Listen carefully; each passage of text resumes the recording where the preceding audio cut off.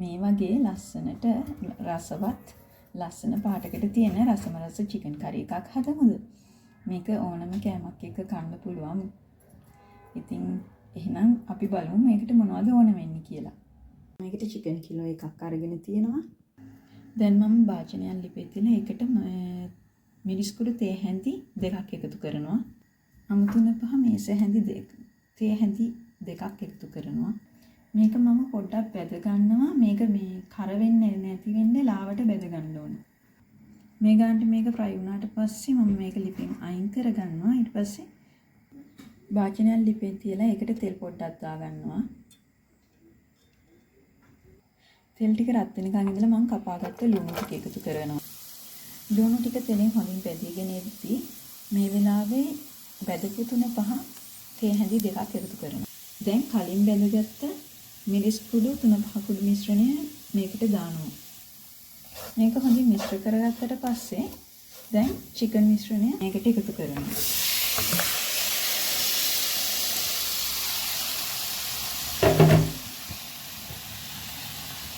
ඊට පස්සේ මේක හොඳින් මිශ්‍ර කරගන්න ඕනේ.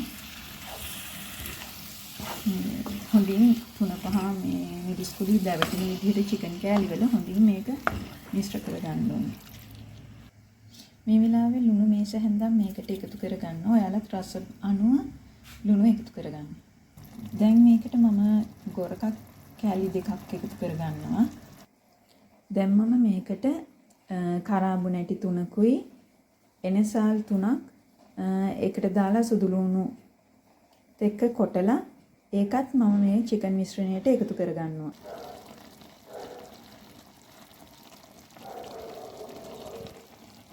දැන් මම මේක හොඳින් මිශ්‍ර කරගන්නවා නැවතත්. ඊට පස්සේ ලිප වහලා විනාඩි 10ක් විතර හොඳින් තැම්බෙන්න තියෙනවා. මේකට මම පිටින් වතුර එකතු කරේ නෑ. මේ චිකන් වල තියෙන වතුරම තමයි ඇවිල්ලා තියෙන්නේ. ඔයාලට ගොඩක් හොදි තියලා උයන්න ඕන නම් මේකට වතුර කප් එකක් විතර එකතු කරගන්න පුළුවන්. මම මෙතන වතුර එකතු කරගත්තේ නෑ. මේ වෙලාවේ මම තක්කාලි ගෙඩි භාගයක් විතර සිහින්ම කපාගෙන ඒකත් එකතු කරනවා මේ චිකන් එකට.